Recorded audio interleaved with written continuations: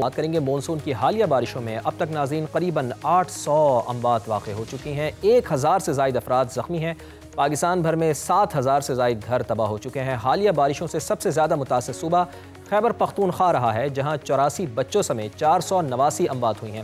کل رات بھی شدید آندھی اور طوفانی بارش سے خواتین اور بچوں سمیت 12 افراد جاں بحق اور 50 سے زائد زخمی ہوئے ہیں۔ تازہ اسپیل 26 اگست تک جاری رہنے کی پیش گوئی بھی کر دی گئی ہے۔ بنیر میں فلیش فلڈ کو گزرے 9 روز ہو چکے ہیں۔ حکومت کے 671 ملین روپے جیسی بڑی رقم خرچ کرنے کے باوجود بنیر کے مقامی لوگ حکومت سے شکوہ شکایات کرتے نظر آتے ہیں۔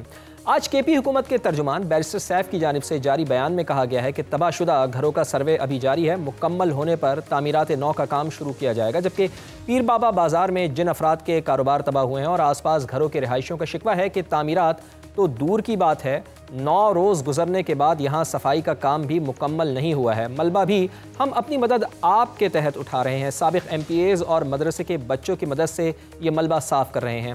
ایک گھر ایک دکان کی صفائی میں 2 سے 3 دن لگ رہے ہیں۔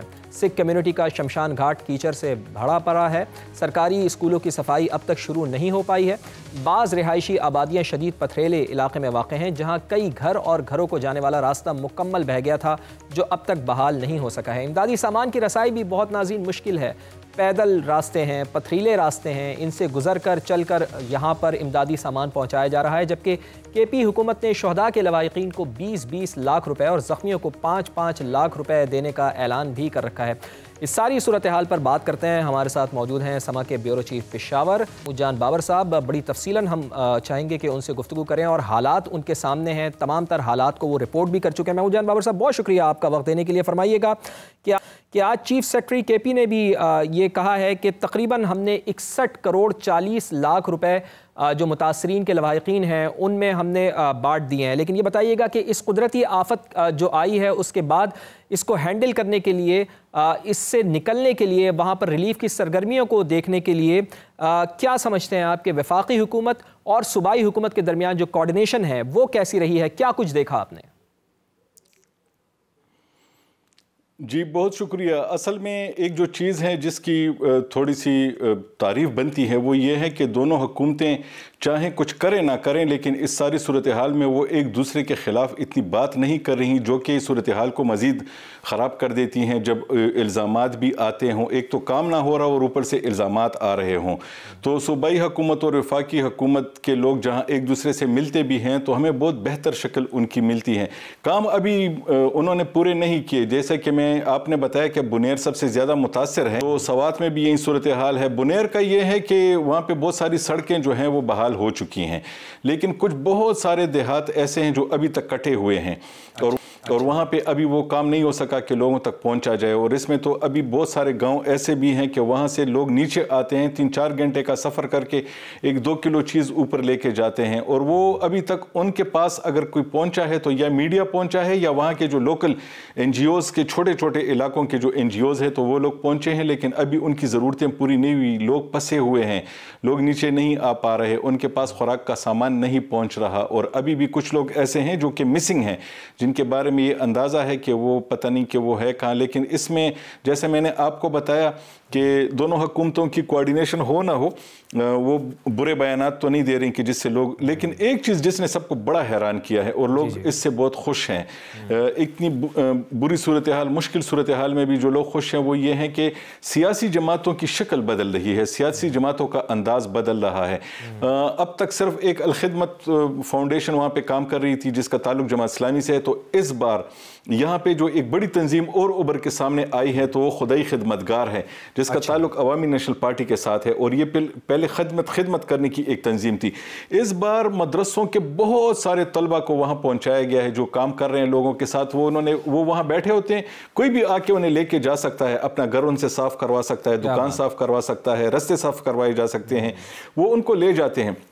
نہیں تو یہ بہت بڑی بات ہے کہ اس قدرتی آفت کے اندر پوری قوم جو ہے وہ یکجا ہیں اور پوری قوم جو ہے وہ ایک ساتھ کھڑی ہوئی ہے اس دکھ کی گھڑی میں. اور محمود جان بابر صاحب لٹرلی ہمارا تو دل دہل جاتا ہے جب آپ یہ بتا رہے ہیں کہ پہاڑوں سے نیچے لوگ اترتے ہیں اور صرف وہ نیچے کی طرف آتے ہیں اور وہاں سے صرف 1 کلو یا 2 کلو سامان لے کر پھر ان کو اوپر جانا پڑتا ہے. اس ساری صورتحال میں صوبے میں پی ڈی ایم اے کا کردار کیسا رہا ہے محمود جان بابر صاحب؟ ایک طرف تو آپ بتا رہے ہیں کہ جو فلاحی سرگرمیاں ہیں، فلاحی تنظیمیں ہیں، انہوں نے تو بڑا اچھا کردار ادا کیا ہے، لیکن حکومت کی چھتری تلے پی ڈی ایم اے کا کردار کیسا رہا ہے؟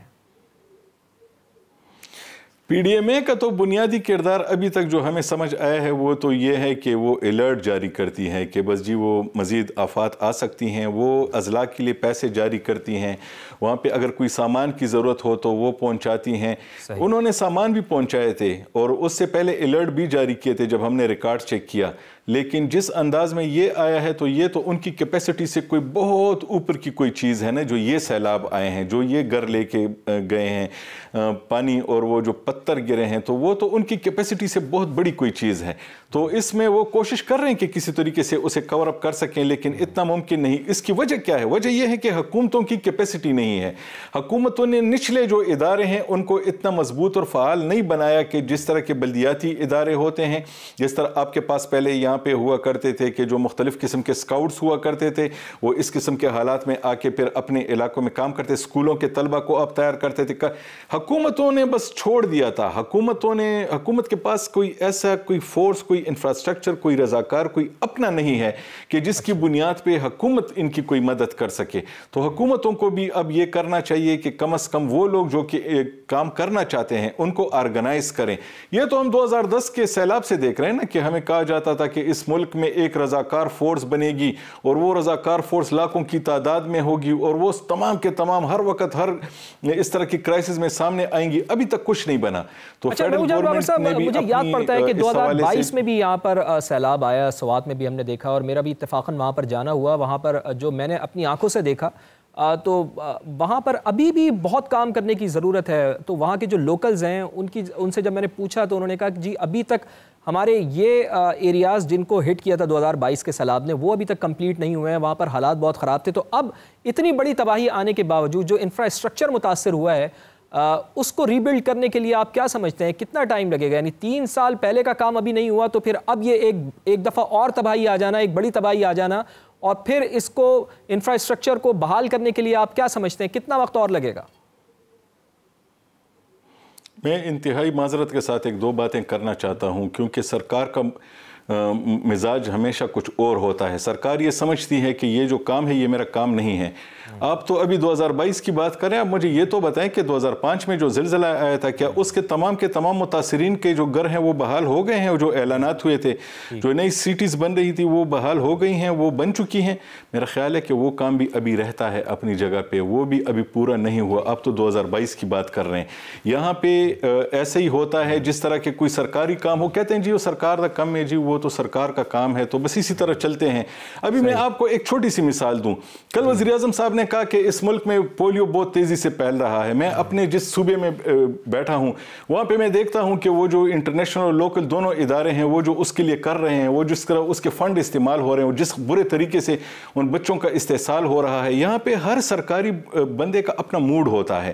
اور اس طرح کا کوئی میرے خیال میں کوئی امبریلا نہیں ہے جس کے تحت فوری طور پہ سب اکٹھے ہو جائیں اور سب مل کے کام کریں. ہر کوئی کہتا ہے یار کر لیں گے سے کام نہیں ہوتے. تو 2022 اسی چیز کے اوپر میں آپ سے یہ بھی پوچھنا چاہوں گا، چونکہ سیلاب تو آ کے گزر گیا لیکن اب وہاں پر جو وبائی امراض پھوٹ رہے ہیں، صحت کے مسائل اب پیدا ہوں گے، تو اس کو ہینڈل کرنے کے لیے کچھ کیا جا رہا ہے وہاں پر؟ مختصراً بتا دیجیے چونکہ پروگرام کا وقت بالکل ختم ہو گیا. ہاں، حکومت نے ایک ایمرجنسی کی کیفیت وہاں پہ جو ہے اس وقت نافذ کی ہے اور وہ ڈاکٹروں کو بھی وہاں بھیجا گیا. ڈاکٹر خود بھی وہاں پہ جا رہے ہیں، ڈاکٹروں کی تنظیمیں بھی وہاں پہ گئی ہیں. دیکھیں، مرنا ایک زندگی کے خاتمہ ہوتا ہے، اس کا ایک وقت مقرر ہوتا ہے، وہ ایک اس سے بندے کا دل دکھتا ہے. لیکن اچھی بات یہ ہے کہ اس وقت جتنا بھی مشکل بنی ہے تو تمام کی تمام سوسائٹی، پرائیویٹ سوسائٹی جو کچھ رپورٹ ہو رہا ہے اس سے صورتحال کہیں زیادہ بہت زیادہ خراب ہے. چھوٹے چھوٹے گاؤں کے بالکل پروگرام کا جاتا ہے. بہت بہت شکریہ محمود جان بابر صاحب ہمارے ساتھ موجود